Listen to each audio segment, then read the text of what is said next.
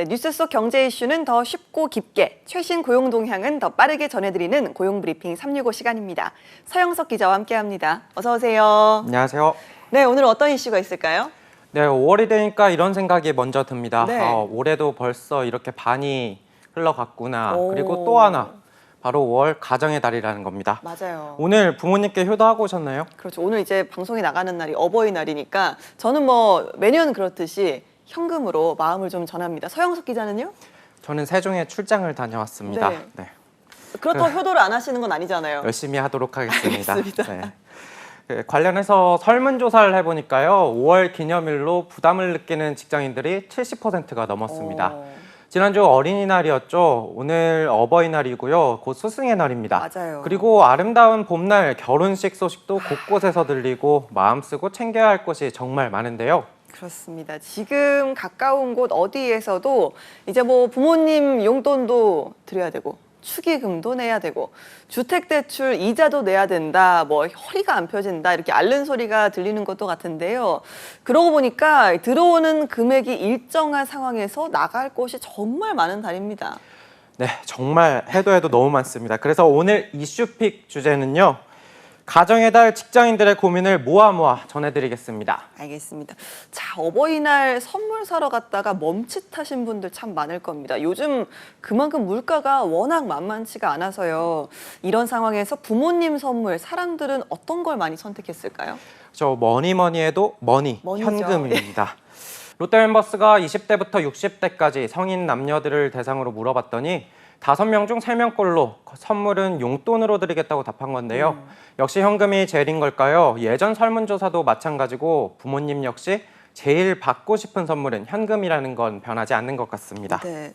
그런데 이제 현금을 드리는 건 좋은데 이때 가장 큰 고민이 대체 얼마를 드려야 되냐, 이게 좀 가장 고민인 것 같습니다. 마음 같아서는 뭐 많이 하고 싶죠. 그런데 현실상 쉽지가 않으니까요. 예, 맞는 말씀이십니다. 이번 조사에서 보면요. 대부분 직장인은 어버이날 선물을 위해 잡은 평균 예산이 33만 6천 원이었습니다.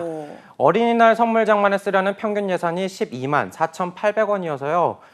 어버이날 예산이 거의 3배 가까이 됩니다. 예. 그런데 여기서도 약간 의외인데요. 세대별로 평균 예산 차이가 좀 있었는데 30대가 가장 예산을 넉넉하게 잡고 있었고 그 다음이 40대 그리고 50대였습니다. 그렇군요. 생각보다는 좀 의외의 결과가 아닌가라는 생각이 듭니다. 오히려 수입만 따지면 40대, 50대가 더 안정적이다 보니까 어버이날 비용도 더 높게 잡지 않을까라는 생각이 드는데 왜일까요? 네, 생각해보면 부모님께 돈 걱정을 비교적 덜 하면서도 최대한 챙겨드릴 수 있는 나이대가 30대인 것 같습니다. 미혼이거나 맞벌이를 하면서 자녀는 없는 사람들이 많다 보니까요.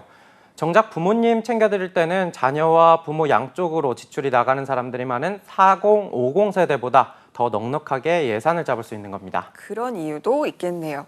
자, 그러면 현금 대신에 뭘 선물할지 혹시 아직도 고민 중인 분들이 있다면 어떤 게 더 좋을까요? 네, 한 온라인 플랫폼 조사를 보면요.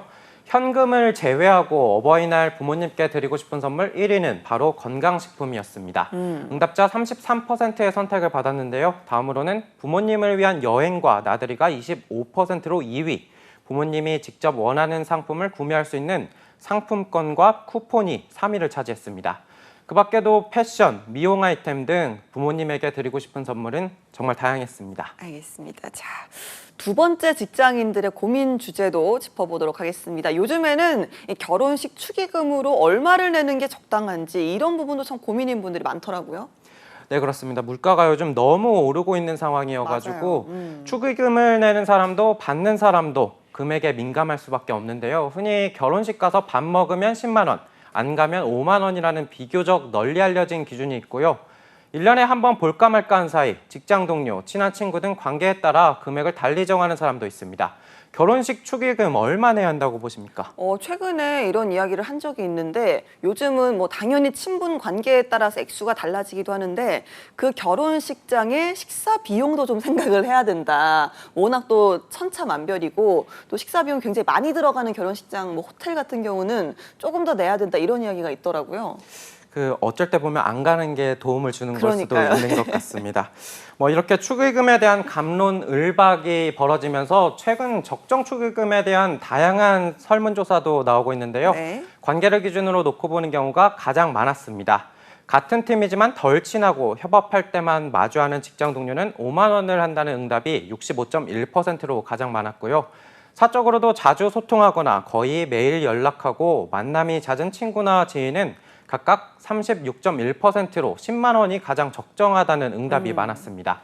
기꺼이 20만 원을 하겠다는 이들도 30%나 됐습니다. 그런데 이때 축의금을 결정하는 또 하나의 변수가 있었는데요. 바로 초대 형식입니다. 그렇죠. 가끔 이 직장인 커뮤니티에 이런 논란의 대상들이 참 많이 올라옵니다.